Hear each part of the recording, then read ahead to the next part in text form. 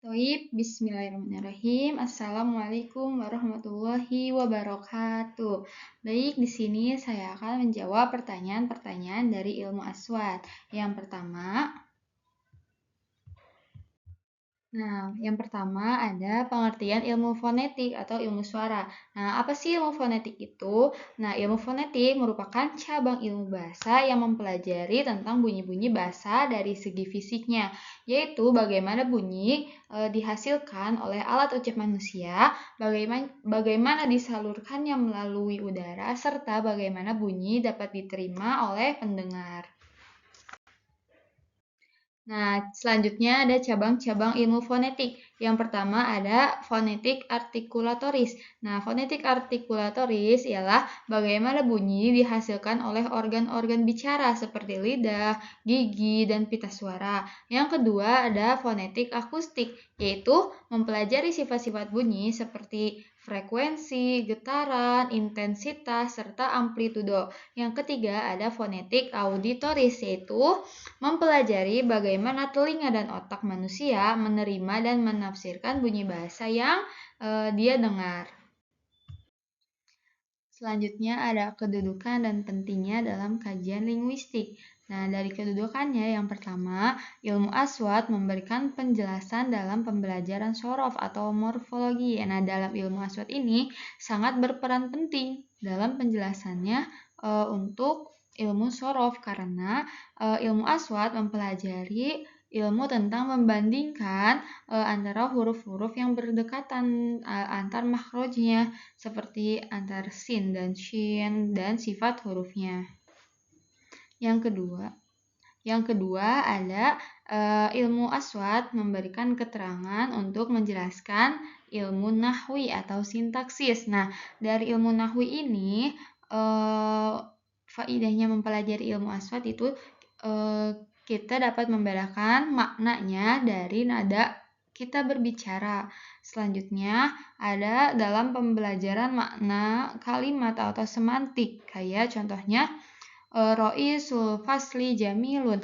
Nah, dari jamilunnya ini kita bisa tahu nih jamilunnya itu ke fasal atau ke roisnya dengan apa? Dengan nada atau titik berhenti cara ucap seseorangnya. Yang terakhir, fonologi atau ilmu aswad dapat memberikan pemahaman untuk kajian leksikologi dan leksikografi, yaitu pembuatan kamus. Soal yang kedua ada deskripsi bunyi berdasarkan tempat dan sifat keluarnya atau makhraj dan sifat al-aswad. Baik, di sini ada gambar pembagian makhorijul huruf. Yang pertama ada dari khayshum atau rongga hidung. Yang kedua ada dari jauf atau rongga. Terus ada halqi atau tenggorokan, syafatani, dua bibir, dan lisan atau lidah. Nah, di slide selanjutnya saya akan menjelaskan bagaimana deskripsi bunyi bukan tetapi dengan menurut hijaiyah. Baik, selanjutnya deskripsi bunyi bahasa menurut makhorijul huruf dan sifat. Yang pertama ada huruf ba. Nah, makhorijul hurufnya itu dari syafawi atau dari bibir. Selanjutnya, toriko huruful hawanya itu atau daerah artikulasinya itu infijar, adanya letupan. Selanjutnya, menurut pita suara, posisi pita suaranya itu majhur. Apa tadi majhur itu? Merupakan bersuara atau adanya getaran. Yang selanjutnya itu posisi mulutnya morokok atau tipis. Nah, jadi ba adanya infijar. Ba letupan ketika mengeluarkan bunyi ba itu. Ba adanya letupan kecil. Ba majhur bersuara atau adanya getaran. Nah, coba pegang ini kita. Ba, nah adanya getaran. Merokok, dia itu masuknya ke huruf yang tipis. Ba, syafawi, infijar, adanya letupan. Ba, majhur, bersuara atau geseran. Ba, merokok, tipis. Nah, selanjutnya ta. Kalau ta itu zaliko asnaniyah lisawiyah atau ta itu bunyi ujung lidah dan gusi. Nah, lidah kita itu ditaruh di gusi, ta. Selanjutnya dari daerah artikulasinya itu masih infijar atau adanya letupan kecil. Nah, posisi pita suaranya itu mahmus atau tidak bersuara, tidak adanya getaran. Dan yang terakhir itu merokok, masih tipis, posisi mulutnya itu tipis. Coba kita sebutkan, ta, ujung lidah ditaruh di gusi, ta. Infijar, adanya letupan sedikit, letupan kecil ketika mengeluarkan bunyi ta. Ta. Mahmus, dia tidak bergetar, ta. Nah, tidak ada getaran.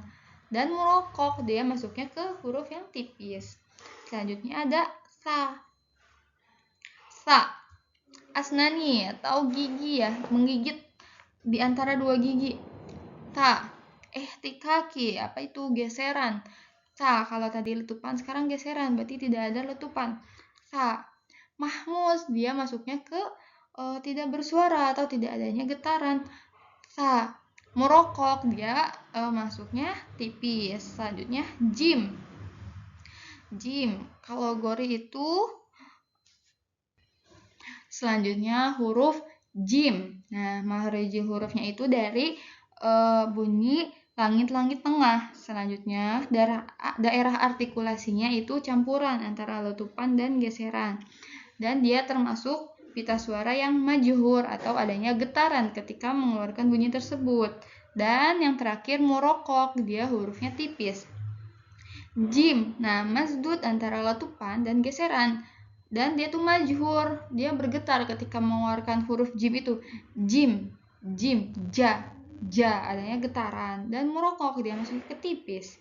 Selanjutnya ada ha, huruf h. Selanjutnya huruf h, halqi, dia masuknya ke halqi, yaitu bunyi tenggorokan tengah. H, masih ada di tengah sini. H. Terus ihtikaki, yaitu geseran. Dia termasuk ke dalam artikulasi yang geseran. Mahmus, masuknya ke tidak bersuara atau tidak ada getaran ketika mengeluarkan huruf H. Dan merokok, tipis. H. Nah, tidak ada getaran dan dia tuh masuk ke artikulasi geseran. H. Itu lembut banget ketika mengeluarkan suaranya. H. Selanjutnya huruf kho. Nah, makhorijul hurufnya itu kho itu ada di langit-langit belakang, Terus ihtikaki, dia merupakan geseran, artikulasinya itu geseran. Terus posisi pita suaranya itu majhur, dia itu bergetar dan merokok tipis. Kho itu ada di langit-langit belakang. Terus kho bergetar. Kho. Selanjutnya huruf dal, asnani lisawi, yaitu ujung lidah dan gusi. Da, naruh di ujung lidahnya itu di gusi. Infijar, masuknya infijar, yaitu letupan. Da, adanya letupan kecil. Majhur, bergetar. Da. Nah, merokok, dia masuknya ke tipis. Selanjutnya za, asnani, itu gigi depan. Za, digigit lidahnya. Za, ihtikaki, geseran. Majhur, adanya getaran. Za. Merokok, tipis. Selanjutnya ro. Ujung lidah yang bergetar, mutawasit, itu pertengahan. Majhur, adanya getaran. Ro, dan merokok, tipis. Selanjutnya za, itu ujung lidah dan gusi. Za, ihtikaki, geseran. Majhur, termasuk getaran. Za, merokok, tipis. Selanjutnya ada huruf sin, asnani lisawi, yaitu ujung lidah dan gusi. Ihtikaki, masuknya ke getaran. Mahmus, tidak bersuara atau tidak adanya getaran. Merokok, tipis. Selanjutnya sin itu pembacanya tipis dan tidak ada getaran. Sin. Selanjutnya shin. Selanjutnya huruf shin, yaitu bunyi langit-langit tengah. Shin. Ihtikaki, maksudnya ke geseran. Mahmus, dia juga tidak ada getaran. Shin. Merokok, tipis. Selanjutnya sod, yaitu bunyi ujung lidah dan gigi. Sod. ihtikaki itu masuknya ke geseran. Mahmud dan tidak ada getaran. Sod mufakham dia tebal. Sod. Nah, selanjutnya do sama bunyi ujung lidah dan gigi. Do. Infijar dia itu ada letupan. Do. Terus majhur adanya getaran. Do. Mufakham dia juga tebal. Do. Selanjutnya to sama bunyi ujung lidah dan gigi. Infijar adanya letupan ketika mengucapkan huruf to. Terus majhur dia itu bergetar. To. Mufakham masuknya ke tebal. To. Selanjutnya ada huruf zo yaitu bunyi gigi depan. Ihtikaki maksudnya ke getaran. Majhur adanya masuknya ke geseran. Majhur adanya getaran dan mufakham yaitu tebal. Zo. Selanjutnya ain halki. Ain yaitu bunyi tenggorokan tengah. Ihtikaki geseran. Majhur itu adanya getaran dan merokok masuknya ke tipis. Selanjutnya goin yaitu bunyi langit-langit belakang. Goin. Ihtikaki geseran. Majhur dia masuknya ke bersuara. Goin dan merokok tipis. Selanjutnya fa yaitu bunyi antara bibir dan gigi. Fa. Ihtikaki geseran. Mahmus tidak ada getaran dan merokok tipis. Selanjutnya qaf yaitu bunyi langit-langit belakang, dia itu ada letupan. Qaf. Terus majhur bergetar. Qaf dan mufakham dia itu tebal. Selanjutnya ada huruf kaf yaitu bunyi langit-langit belakang.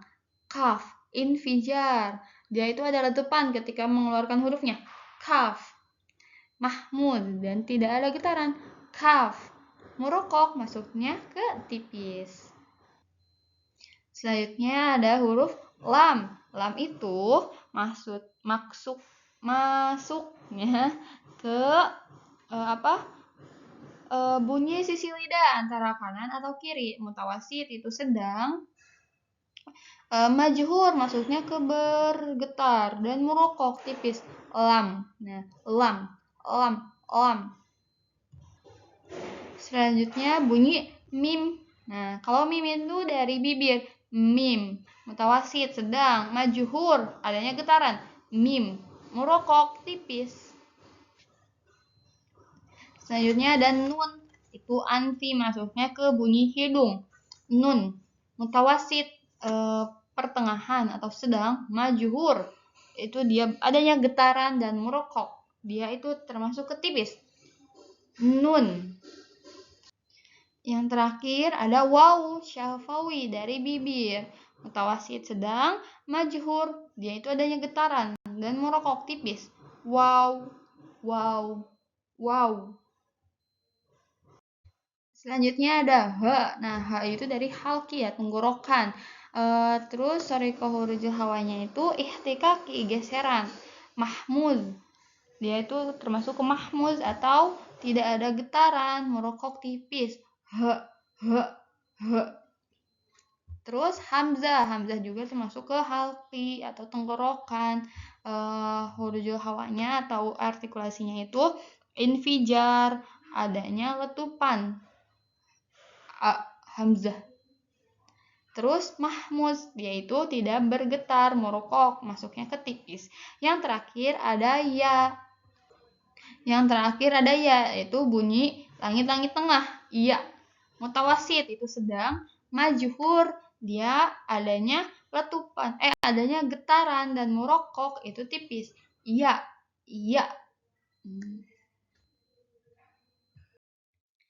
Soal nomor 3 yaitu pengertian konsonan. Nah, konsonan adalah bunyi bahasa yang dihasilkan ketika udara yang keluar dari paru-paru mengalami hambatan dalam saluran udara. Nah, dalam bahasa Arab, konsonan ini disebut dengan soamit karena bunyi tersebut tidak dapat berdiri sendiri tanpa adanya atau tanpa disertai dengan harokat atau vokal. Nah, sebagian ulama memberikan pendapat bahwa huruf konsonan itu ada 28, yaitu hamzah, ba, ta, sa, ja, ha, kho, da, za, ro, zai, sin, shin, shod, do, to, zo, ain, ghin, fa, qaf, kaf, lam, mim, nun, wawu, ha, ya. Nah, tetapi ada lagi sebagian ulama yang berpendapat bahwa huruf konsonan ini ada 26 karena mereka tidak memasukkan huruf vokal yaitu wawu dan ya.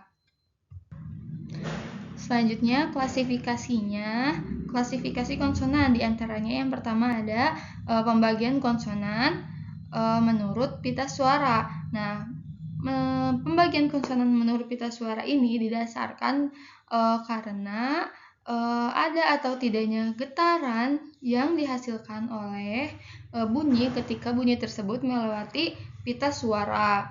Nah, dari pita suara ini terbagi menjadi dua, yaitu aswatul majhuroh dan aswatul mahmusah.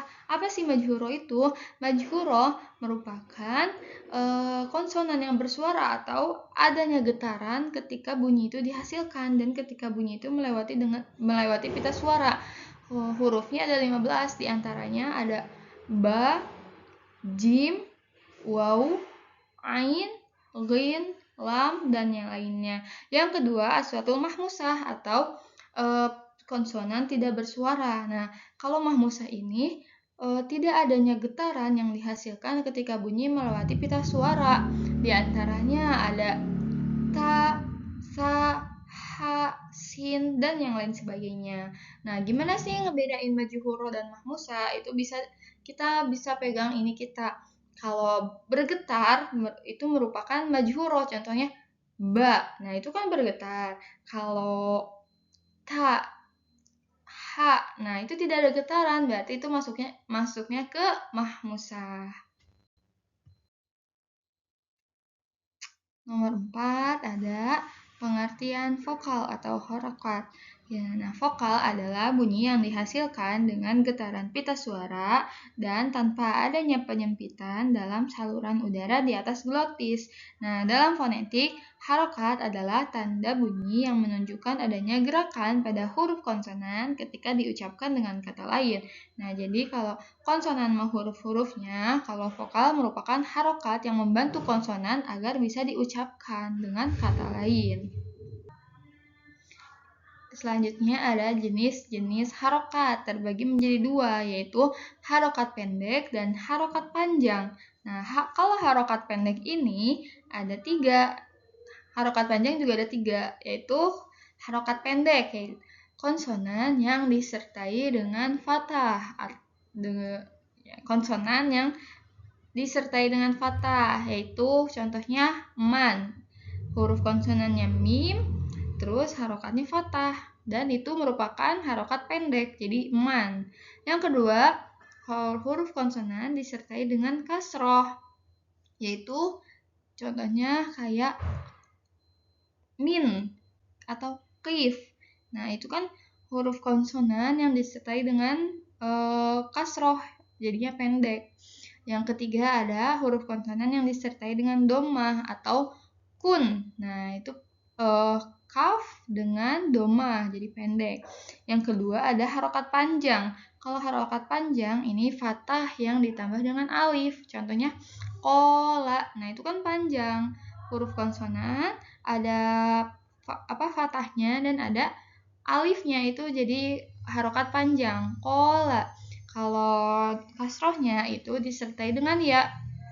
Contohnya itu karimun. Nah, itu ro disertai dengan kasroh dan setelahnya itu ya. Jadi itu harokat panjang. Karimun. Yang ketiga ada konsonan yang disertai dengan wawu, domah dan ditambah dengan wawu. Itu contohnya Rasulun. Nah, itu kan sin ditambah dengan domah dan setelahnya ada wawu menjadi harokat panjang. Rasulun. Yang terakhir ada fungsi mempelajari harokat atau mempelajari vokal diantaranya. Yang pertama, agar kita bisa membedakan makna kata. Kayak dengan tulisan kataba itu artinya ia telah menulis. Kalau kutiba itu ditulis. Kalau katibun itu penulis. Nah, itu kan sesuai dengan harokatnya ya. Kalau salah harokat berarti beda juga maknanya.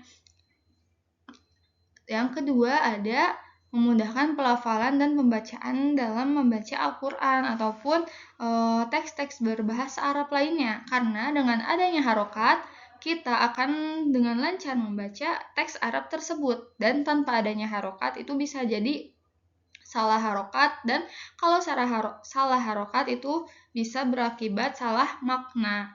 Terus yang ketiga ada menunjukkan fungsi i'rab, kayak Muhammadun berarti kan itu domah, kayak berarti dia kedudukannya bisa mubtada atau fa'il. Dan kalau Muhammadan itu kasroh berarti kedudukannya masuk ke maf'ulun bih. Kalau Muhammadin berarti majrur, berarti dia masuknya ke huruf majrur atau masuknya ke majrur. Selanjutnya kayak kita bisa menunjukkan panjang pendek bunyi dalam ucapan. Nah, yang penting itu panjang pendeknya itu untuk kejelasan arti dan keindahan ritme berbahasa Arab. Karena kalau bahasa Arab, kalau kita salah harokat itu bisa fatal sekali yang mengakibatkan salah arti. Baik, kafaituhunna. Syukran jazilan. Wassalamualaikum warahmatullahi wabarakatuh.